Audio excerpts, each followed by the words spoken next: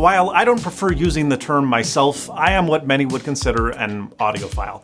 I have a profound affinity for music of all genres, from performing to listening, and I have what could certainly be classified as an unhealthy amount of audio gear.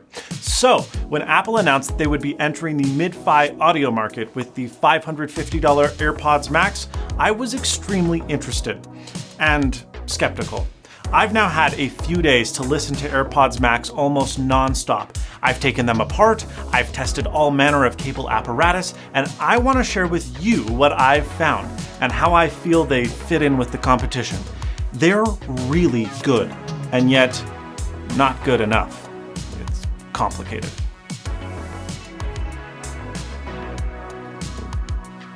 What isn't complicated? Buying one of these tiny new iFixit stocking stuffers. With the most common bits for electronics repair, including those needed to open AirPods Max, you really can't pass them up at their low prices of $15 and $20 respectively. Pick them up today with the link below. Okay, let's start with build quality, but only briefly as it's been covered ad nauseum by other reviewers. In short, they look and feel expensive, thanks to their aluminum and stainless steel outfit in a way that honestly cannot be conveyed on camera. They're truly stunning. But that doesn't come without downsides. You see, most headphones are built from plastic, and it's not because they're cheaping out. For example, the Bose and Wilkins PX7 have very fancy plastic composite arms with woven carbon fiber for added strength, and they don't feel cheap at all. No, materials like these are used mostly to reduce weight, because evenly distributing weight comfortably on your head is a difficult task. Now, Apple's tried to address this by adding what they call the knit mesh canopy, and they're not remotely the first company to have implemented something like this to reduce pressure on top of your head. Regardless, for most heads, I think it'll work pretty well. Unfortunately for mine, it does not. You know those helmets that they put on babies now to help them form proper skulls? Yeah, well, those must not have existed when I was a #90s kid. And so the top of my head is actually further back, and I find that most of the headphone's weight rests not on the mesh canopy, but on the rear still bar. Weird head aside, I seldom get discomfort wearing headphones, so it was odd to see AirPods Max bothering me. And I suspect much of that has to do with their weight. In order to move the weight off of the top of your head, headphones will often squeeze the side of your head a little bit too. And while many people find this distracting, I actually prefer it to weight on top of my head. The problem is that the clamping force on these headphones, for my head anyways, which isn't even very wide, is very high. I can tilt my head all the way forward and they don't slip at all. Good in the sense that they're unlikely to fall off if, say, you go for a run with these on. However, it's going to be a problem if you're sensitive to tight clamping. You know who you are. These are not Bose quiet comfort levels of, well, comfort. Maybe luck will strike and Apple will release a cheaper composite model of these in the future, because the weight deserves the bulk of the blame when it comes to comfort. Everything else, the ratchetless yoke adjustment, the absolutely fantastic soft breathable ear pads, the deep ear cups that fit many sizes of ear, etc., they are all well thought out and even industry leading. One side note on the yokes though, they aren't super long, so if you've got a tall skinny head, you're going to find yourself wishing there was just a tiny bit more length. I'm amongst you. Let's talk controls. The AirPods Max were originally rumored to have a touch-sensitive control surface, and while I'm sure Apple would have done a fine job, the volume wheel, which is merely a meatier version of the Apple Watch's digital crown, and the noise control button are both fantastic. While the vibrating Taptic engine is absent, you can actually hear a pleasant little click in the right ear cup when you adjust the volume. And the volume steps are remarkably precise, far more than you would get on your iPhone by pushing the volume up and down button, which is great when one level is just a little too quiet, but the next level is a little too loud. The noise control button has a satisfying click after a hilariously long travel that honestly might be a further throw than their laptop keyboards. The only, and I mean the only problem with these is that they're confined to the right ear cup. And you can't just swap ear pads because A, the channel phasing won't be correct, and B, you'll block the important optical sensor, which is used to see if your ears are inside of the cups. Pull one side up and your music will pause until you replace the cup. Or remove them entirely to have the headphones enter a low power mode. Speaking of low power mode and battery, I've seen a lot of drama about these because of the case. And yes, this case is truly remarkable in the sense that it is perhaps one of the worst things ever designed. In an interview with Japanese magazine Casa Brutus, Apple designer Eugene Wayne talks about how the origami-style case was designed to be compact and not bulky like other headphone cases. Yeah, it's not the case that's the problem. These headphones, as established, are huge, and they fold in basically the most elementary and worst way possible from a space-saving standpoint. It's honestly one of the reasons that I struggle to see myself traveling with these things. They're just massive. And the case, which is a very generous term, does nothing in the way of protection. It sucks. Okay, fine, whatever, just get rid of the stupid case. Because the case has a magnetic sensor inside that tells the headphones you're done with them. And the headphones then enter a low power state because yes, the headphones have no power button. Now, a lot of people are losing their minds about this because MKBHD stated in his review that the headphones stay on for about 1 to 2 hours before they automatically enter ultra low power mode without a case. Now, Apple has since clarified that, quote, if you set your AirPods Max down and leave them stationary for 5 minutes, they go into a low power mode to preserve battery charge. After 72 stationary hours out of the smart case, your AirPods Max go into a low power mode that turns off Bluetooth and Find My to preserve battery charge further. Look, even in the case, there is an 18-hour timeout before the Bluetooth radios shut off entirely. The only thing that I can really confirm is that I left them out of the case for 8 hours when I went to sleep and noticed a mere 3% battery drain, or roughly 36 minutes of total listening time lost. Negligible. So just ditch the stupid case and don't worry about it. It's gonna be fine. Besides, I'm sure in due time, third-party cases will soon come to the market anyways. Let's talk battery life really quickly. Apple has rated these to last 20 hours, and in my first complete drain, I actually measured closer to 24 hours of total usage, which is more than sufficient for basically any scenario. That said, you can use these while charging via Lightning, and unlike other active noise canceling headphones I own, I'm looking at you, Sony, they don't totally wig out the noise canceling with this staticky hissing when you listen while plugged in. Furthermore, if you are a dum-dum and you forget to charge them, I'm talking about myself, a quick 5-minute plug-in will afford you an extra 1.5 hours of listening time, which is awesome. Things that are not awesome, Lightning. Why must this connector continue to exist, Apple? I only charge my AirPods Pro wirelessly, like my iPhone, and needing to have a stupid Lightning connector on hand for just these headphones is so freaking annoying. These should have just been USB-C, and shame on Apple for not doing it.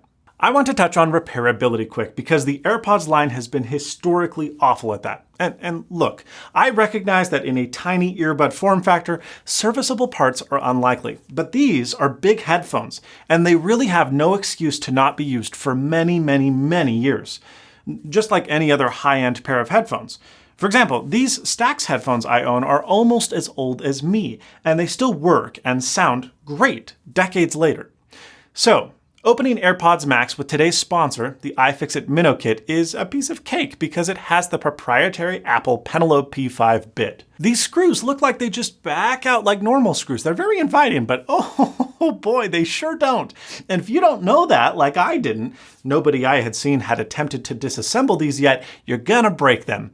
You see, there's this little aluminum lip that these plastic wedges tighten against. Turn right and the plastic wedges tighten. Twist left half a turn and they move out of the way and loosen. Once you've turned them loose, you're still going to need an unfortunately violent opening tool to get inside, since they're also held in place by an adhesive perimeter strip. Disappointing. Once inside, you'll see the power controller and battery cells are in the right cup. And the left cup, well, it's mostly empty, save for the logic board and dual H1 chips. Everything inside the cups is screwed in place, even the mics, without glue in sight, which is fantastic from a repairability standpoint. Just be careful when you're working around the driver. I accidentally dropped a tiny screw and it dented my driver slightly. Now, don't worry, I wrote the audio portion of this review before the disassembly, and frankly, it didn't seem to change the sound signature anyways, but user beware. Once opened, everything seems easily replaceable, assuming you can get parts. Good luck with that. And assuming that you can non-destructively enter the darn things. Pick up your iFixit kits today at the link below, and thanks to them for sponsoring this episode. Okay, let's finally get to the good stuff, audio. I'm going to separate this section into 3 subsections: noise control modes, wireless and wired performance, and last, sound quality, with both objective data and subjective opinion. Now, just like the AirPods Pro before them, there are 3 noise control modes on the AirPods Max. If you don't own AirPods Pro, or you've never heard them, or you don't know how these modes work, go ahead and check out my original AirPods Pro review because it gives you a simulation of what these modes feel like with your regular headphones. Now, the belle of the ball in this headphone is active noise canceling, or ANC. In short, it is best in class, with a few minor caveats. Now, I personally find that the vacuum pressurization effect is very strong, much more than any of my other ANC headphones. And while this means that it does a better job at canceling noise, it may give some people discomfort or headaches. It even got to the point that I needed to open my mouth, to let my eardrums recalibrate, much like I would on an airplane. Remember those? Look, it's really only bothersome if you're not playing any music with ANC enabled, and even then, my ears did get used to the pressurization effect after about a day of use. Now, in exchange for that cabin-like pressure comes the best noise canceling of any over-ear headphone I've ever tried. It's not quite as good at removing consistent noises like HVAC systems or fan noise, I also suspect airplane engine noise, as the reigning champ, the Sony WH-1000XM4. But it comes very close, and where it finds itself far superior is, well, with everything else. Those inconsistent sounds like spoken voice, passing cars, wind gusts, loud kids, and, well, just about any other noise that you can make that you would want to be blocked out. That's not to say that it's perfect. It isn't. For example, I actually had to turn ANC off on a stretch of highway as a vehicle passenger when my wife and I were driving down a cement roadway. You know the tire noise that's made on cement roads? Like, well,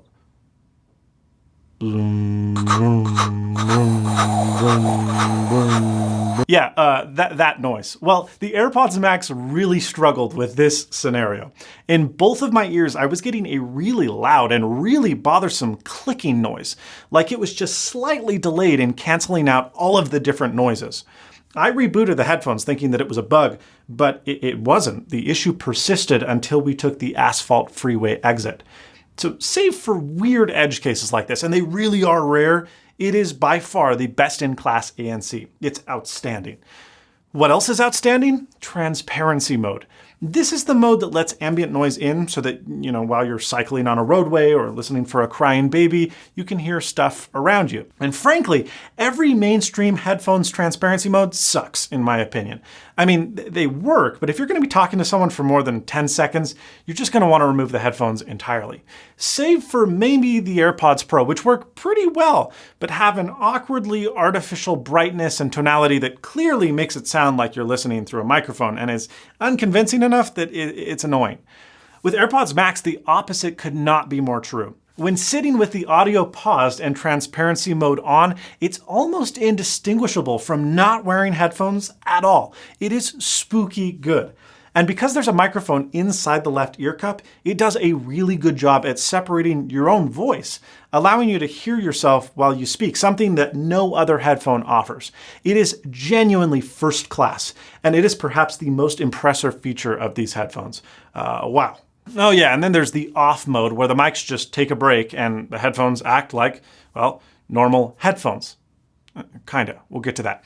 With my AirPods Pro, I actually prefer this mode sonically when I don't actually need to cancel out noise. But with AirPods Max, noise cancellation mode is so unobtrusive that I find myself just leaving ANC enabled all the time. Okay, so let's talk codecs, or codec, AAC. You've probably heard a lot over the last few days about SBC, aptX, or LDAC. These are all audio compression codecs utilized to transfer audio data over Bluetooth.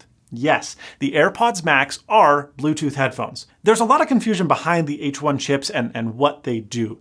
And they perform several functions, and they are amazing. I mean, they're the ones that run the digital signal processor, which we'll discuss in a minute. They also allow you to rapidly connect to other Apple devices, etc. But the main audio backbone, that's not proprietary, that's carried over Bluetooth. So if you want to learn more about audio compression over Bluetooth, because AirPods Max are no different than any other headphones, SoundGuys has an excellent article, even if it's a couple years old, that I'll link below. But in short, AAC is not the quote-unquote highest-end wireless codec. Sony's proprietary LDAC currently holds that crown at 990 kilobits per second. Still a far cry from CD's lossless quality at 1411 kilobits per second, but it's a lot closer than AAC's 256 kilobits per second cap. Now, talking about bitrate is dangerous because AAC is a little special in the sense that it is a psychoacoustic compression algorithm, which means that it seeks to kind of nix or eliminate data that it determines you wouldn't really be able to hear anyways, beyond the frequencies of normal hearing, making it a more efficient codec and closer to the others in sound quality than you actually might think. Additionally, because the bitrate is so much lower, it doesn't reduce the reliability and the range of Bluetooth. Everyone talks about LDAC like it's the best thing ever, but it's extremely unreliable and its range is abysmal. Even Sony's own digital audio players give you the ability to prioritize sound quality or performance and range, and it changes the bitrate from 990 kilobits per second to 660 kilobits per second, respectively. Why does this all matter, you're asking? Well, it doesn't really, and that's the point. In most instances and deployments, the music you're listening to on Apple Music or Spotify or YouTube, they're not even beyond the rate at which AirPods Max can receive data anyway. And even if they were, I'd argue that many audiophiles, as would I, determine the drivers, the internal amplification, and the digital to analog converter inside the headphones themselves to matter far more than the bitrate or the codecs that you're sending the headphones. It's kind of like HDR TVs, like a $300 4K HDR TV sucks. They have way lower dynamic range and peak brightness than a 5-year-old high-end TV, even if it's older and lower resolution and not quote-unquote HDR. Just because a higher-end codec exists and is supported doesn't mean that it will actually make a perceivable difference in the headphones themselves. You can't put something good in with crappy components and expect to get something good out. Now, you can use the AirPods Max wired with this cable that Apple sells separately for $35. Now, make no mistake, the $35 price tag for this chintzy little cable is pretty outrageous. But to Apple's credit, it's not just a regular cable. You see, AirPods Max only have a Lightning port on them, that's it. And Lightning is a digital-only connector. This cable is bidirectional. So if you plug one end into the Lightning jack on your iPhone and then the other end into just a standard old pair of headphones, it will convert and amplify that signal. But in the case of AirPods Max, you actually do the reverse, plugging the 3.5mm side into, say, your MacBook Pro, and then the Lightning end into your headphones. The analog signal coming from your laptop is reconverted back into a digital signal at where the Lightning jack is located because there is an ADC, known as an analog to digital converter, inside. And then they pass that digital signal to your AirPods Max, which reconvert it back to an analog signal for amplification to your speaker drivers. Lose me there? That's okay. You really only need to know two things about this cable. Number one, it mostly eliminates latency. Bluetooth does have a latency of about 120 to 150 milliseconds, which makes it basically unusable for video editing or music production. So plug this cable in and that latency mostly disappears. The DSP does add, in my perceptions, a couple dozen milliseconds, so it feels slightly more delayed than standard headphones, but it's not enough to matter to basically anyone. It doesn't matter to me, and I edit videos, and even, within one frame, there's adequate tolerance. And number two, this cable bypasses Bluetooth's limitations, and the ADC inside of the cable is surprisingly good. In well-mastered tracks, the wired cable provides a higher quality listening experience than through Bluetooth. Now, I know this sounds like placebo, like I'm drinking the Kool-Aid, I know it, and so I actually performed an experiment with 4 people to blind A/B test 3 songs that I felt benefited from being wired, played back on my MacBook Pro's standard old headphone jack via Qobuz Hi-Res. And of the 12 songs played back, 11 of the wired tracks were correctly identified by listeners as sounding better. So, not placebo? I don't know. And now we get to the sound quality. Let's start with objective measurements first. Now, I don't have the necessary testing equipment to create my own frequency response graphs because high quality measuring equipment is tens of thousands of dollars. So in lieu of doing that and providing my own, I will show and link Crinical's measurements. This is a downsloping curve with a lot of emphasis on the low end. Especially pronounced is the lower mid bass and sub bass at around 100 Hertz. These headphones are really, really bassy. Fortunately, it is spectacularly well controlled. If you look at the Sony WH-1000XM4, you'll see this ghastly V-curve that totally saturates bloated bass way into the lower mid-range. AirPods Max don't. However, if you follow the Harman curve, the treble frequencies on AirPods Max from about 1.5K upwards never really resolve, and you don't get that sparkle that someone like me would be hunting for. More simply, what Apple has done here is very inoffensive. Most people will just appreciate the sound signature, with bass heads being particularly pleased. There's frankly a little bit more bass than I would want, but it's so remarkably well controlled for a closed-back headphone that I honestly struggle to believe this headphone is made by the same company that for years was producing Beats by Dre. The mids are a little bit of a mixed bag. The lower mids are pretty thin, but given that the mid bass and sub bass is so heavily emphasized in these cans, it's actually probably a good thing. Luckily, the upper mids are pretty decent, with string instruments showing strong. Treble frequencies are perfectly inoffensive. They're very smooth and easy to listen to, but not anything special. They lack extension and the presence that I would personally prefer. Luckily, in the accessibility settings on iOS, you can tune the AirPods' DSP. And by enabling balanced and slight, oh mama, those thin mids and those missing high-end sections really come in nicely. And they sound fairly similar in sound signature to really prestigious headphones like the Audeze LCD2C, just with more bass than desired, sans the benefit of being open back cans. Soundstage, in my opinion, is remarkably good for closed back headphones, and the H1 chips are certainly to be complimented for that. However, I was a little disappointed by the imaging capabilities, which is where the instruments seem like they are placed spatially. I thought with all of Apple's work on this DSP for spatial audio, imaging would be top-notch on this pair of stereo headphones, but it's merely average. Speaking of spatial audio, it's neat. A little bit of a party trick? Yeah, sure, but it's cool. In supported TV shows and movies, Dolby surround tracks are simulated by different phasing from these stereo drivers, and it kind of feels like surround sound. It's not anywhere near close to like a good home theater setup per se, but for a pair of stereo headphones, it's very immersive. Cooler yet, the sensors on board your iOS device and the gyroscope inside of the AirPods Max allow you to turn your head away from the screen, and the headphones retain positional imaging to make it seem like the audio is coming from the screen itself rather than having speakers attached to your head. It is a really cool tech demo and enjoyable when watching movies, but it's not a game changer in my opinion, and certainly not a selling point for these headphones. Also, it's only supported on iOS, and when am I going to want to watch a movie on my phone? Anyway, last, let's talk the DSP, because I've referred to it a lot during this video. It's the chip that, by nature of its name, changes the frequency response of the headphones according to a variety of different factors.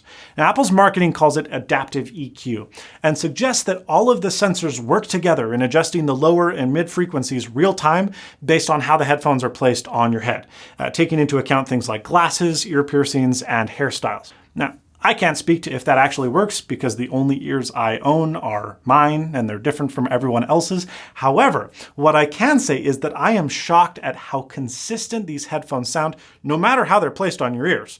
At an angle, up high, down low, even pulling the entire cup off my ear slightly, the frequency response stays pretty much the same, unless I do something really funky and pull it all the way off my ear. This is not a thing on other headphones, and I have a few pairs where there's actually the inverse, a very narrow sweet spot inside the ear cup itself. AirPods Max doesn't really seem to care where your ears are, and while that may bother a few audiophiles that want control of how their headphones sound, the end result is a consistency that I have seen, well, never before. It's really, really cool. Okay, let's finally compare them to the 1000X Mark IV from Sony.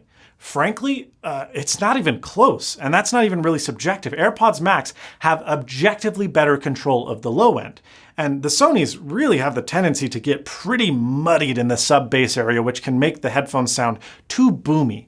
The B&W PX7s are much more reserved than the Sonys, providing a more balanced listening experience. But because it's reserved, it's pretty boring.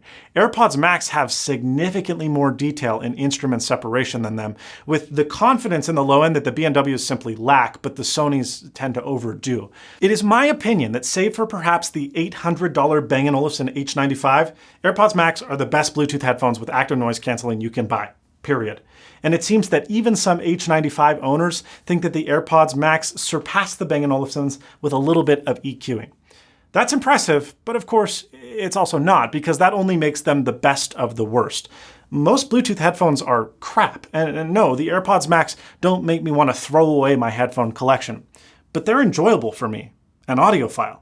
And I think that that says a lot. The levels of detail are impressive, and wired performance take these headphones even further.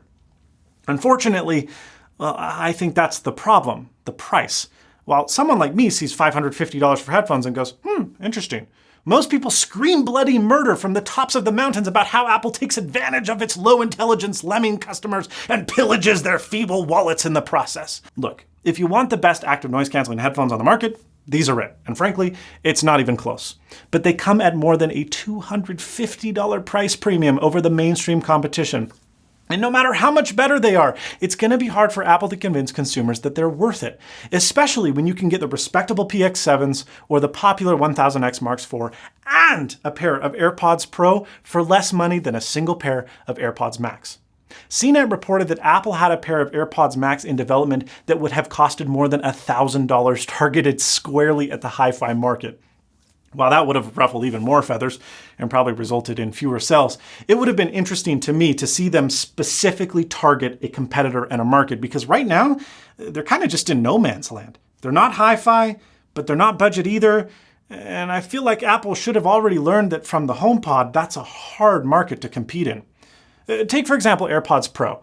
They're about 10 to 20% more expensive than similar sounding competition, but because of their great case, their tight integration with the Apple ecosystem, and the niceties that come from that, like on-device, on-demand switching, they warrant their price premium in most instances. AirPods Max, well, they're not 10 to 20% more expensive than the competition.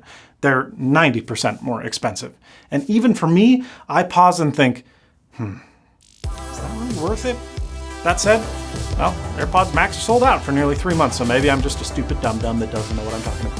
What do you think? Do you have AirPods Max? Let me know how you like them in the comments down below. If you liked this video, well, please give it a like. If you didn't, share this video with someone you don't like. Thank you so much for watching, and as always, stay snazzy.